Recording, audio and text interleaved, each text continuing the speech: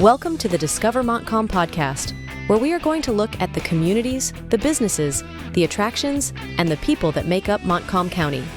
Here is your podcast host, Dwayne Weed. Hello and welcome to this edition of the Discover Montcalm podcast, episode 151. My name's Dwayne, your host and producer, and we are beginning our fourth year of the podcast. Thank you all for following and supporting us. This episode is a celebration of the people and stories that make Montcalm County so special. From Fred Meijer and the start of the very first Meijer store, to the Carson Village Market, Jane's Pizza Café, the Great Start Collaborative, and many more stories. Every story highlights the spirit of our community. We've explored early milk production in Sheridan, Greenville in the 1940s, a sugar shack near Six Lakes, how cheese is made, and many, many more stories from around the county. I want to thank West Michigan Technology and Design Solutions for hosting our website. All of these episodes remind us that Montcalm County and the surrounding area is more than just a place on the map. It's the people, the history, and the heart of our community. Let's begin this episode with Fred Meijer. Well, Fred, it was 1934. You were 14 years old. Your father opens the Northside grocery store. Here you are 67 years later. Did you imagine your store would become as grand as it is? We didn't imagine anything. The only thing we imagined is trying to pay the mortgage to keep from losing the building. And what I remember over the years, and we talked about it, that Leo, the barber here, bought my dad's barber shop. And my dad taught him the barber trade. And then Leo later on left there, went to St. Ignace and down to Pontiac, I think. And he came back, or my dad got, I don't know how he came back to Greenville. And my dad tried to sell him the barber shop so he could start a little grocery store because we were offered the merchandise. And so Leo borrowed $400 from his fiancée, Minnie. When I said girlfriend, he borrowed it from his girlfriend and he married her, she didn't have to pay her. She pipes up and she was over 90. She says, if I was his girlfriend, I wouldn't have loaned him the money. I was his fiancée. Well, he still married her. Now, I don't know if he ever paid her back or not. But Leo, well, he'd have to say where he got his money's worth or not. He married her. But he paid my dad $350 plus $25 for the first month's rent. Then he had $25 left for cash in the till. And as far as I know, that was the only cash money we had. Everything else was used fixtures and on credit. And I have Adam Eller from Carson City here with us. Thank you for stopping by. Absolutely. You graduated from Carson City. Correct, yep. What year? 1998. 1998.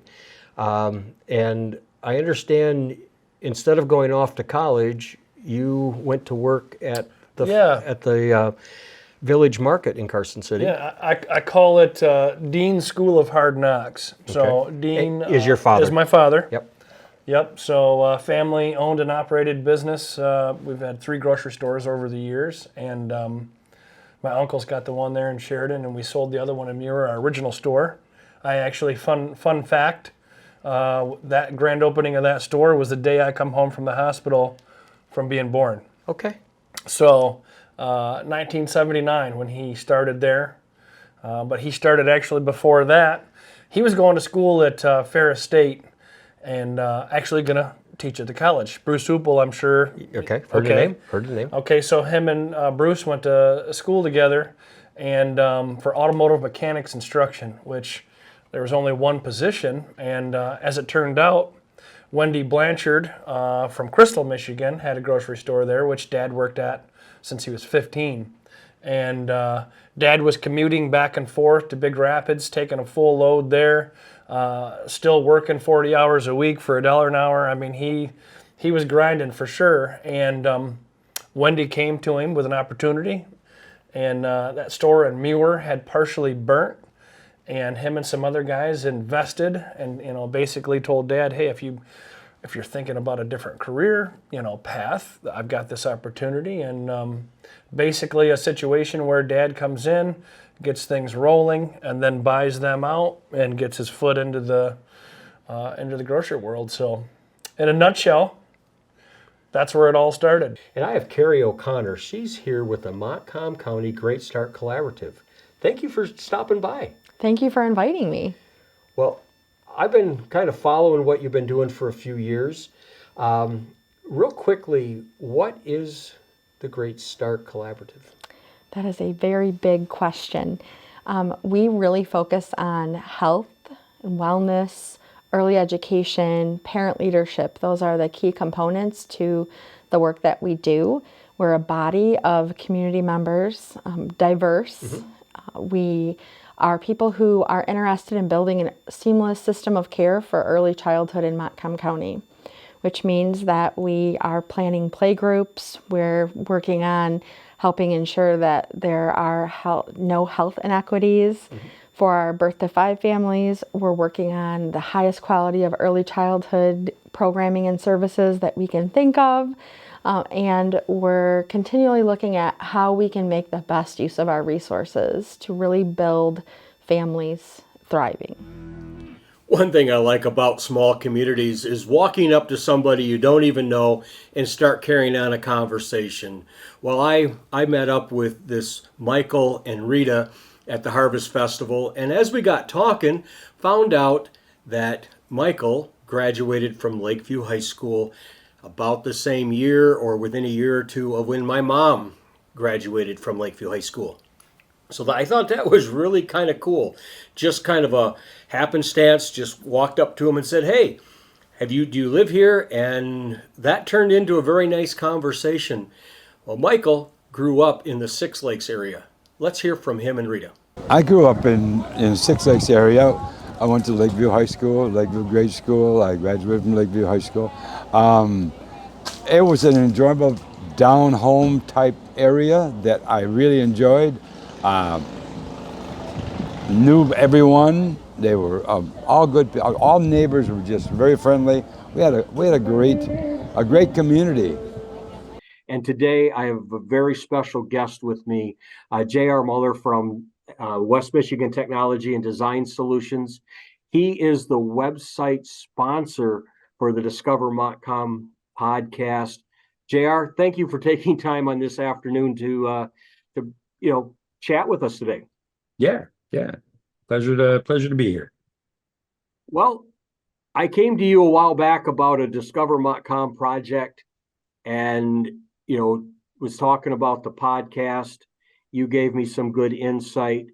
I guess, tell me, why is it that you support local so much? Well, I'm a local business owner as well. My company, hence the name, West Michigan Technology and Design Solutions. We do IT and website support for businesses here all throughout West Michigan, Montcalm included. I've always just been a strong networker here locally. Done a bunch of local networking groups over the ages, fairly connected in the Grand Rapids area. But I think it's important for us small business guys to kind of stick together. So it sounded very interesting in helping Montcalm, the podcast. So we're here at the Pizza Café in downtown Howard City, and I'm talking to Gene. When did the Pizza Café first start? There's some history there that's family related. Yes. Actually, this year, it'll be 30 years ago. 30 years ago. This year. I'm actually thinking my brother and my dad kind of went together and did it. I'm not exactly sure, but my brother he was the owner. Okay. He had it for probably, 10 to 12 years. Okay. Yep. I worked here then. And then a guy named Doug Barons from Grant bought it. I would say he had it probably about 10 to 12 years. Mm-hmm. And I worked for him. And then Bernie Pepin from Alto, Michigan bought it. And he had it for 7 years. And I worked for him. And you worked for him. Yes. And then you now I own it now, yes. So what started with your brother and your dad, you've been all the way through all of it. Yep. And then was it 2022 or 2023 that you... I took it over December 1st. of 2022. Yes, So this is relatively new, and but yet it's not. I understand that. I mean, for you, it's like, okay, now I've got a different hat I'm wearing, but you probably have helped manage it over the I've time. actually managed it the whole time Bernie had it. And when I was at the Truefit Flea Market for episode 50, I ran into a gentleman. His name was Richard Rush. And I sat down and was interviewing him, and I asked him a question.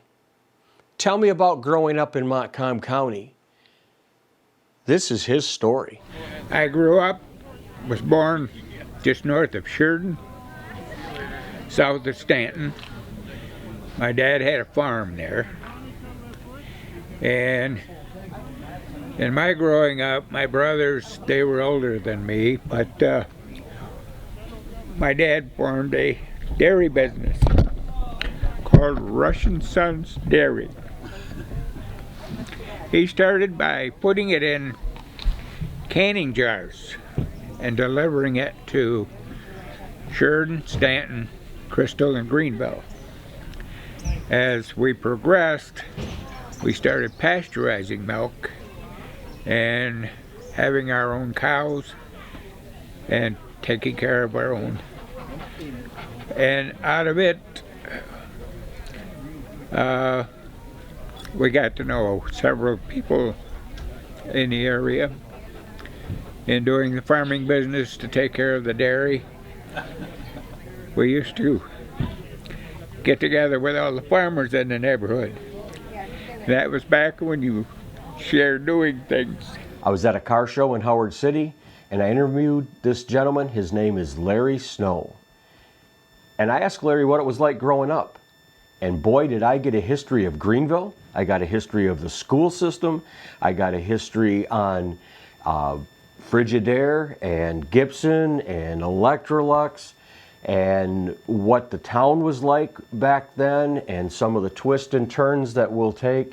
He even talks about Fred Meijer and growing up in the different Meijer stores. My name is Larry Snow. I was born in 1938 in Greenville. I grew up in Greenville, been here most all my life. I graduated from the high school in Greenville. In fact, back in the old days, there was old little schools, Clay Street and Pearl Street and Cass Street schools. They've all been torn down since. I went to all of them. What happened in the history that Gibson's bought the Frigidaire name. Okay. From General Motors. They bought the Frigidaire nameplate and the Inland Ice Maker name. They actually bought the Inland Ice Maker division. It was a solid state ice maker in the refrigerators. One of my assignments were, because there was 125% failure rate on the Inland Ice Maker that we bought from General Motors, I was assigned to see if I could come up with a different ice maker, and between me and Howard Hopkins, we invented the Model C ice maker and obsoleted the Inland Ice Maker in 1971. In your opinion, why should someone discover Montcalm County? We have a lot of history. We have a lot of old buildings. We have a lot of really nice churches.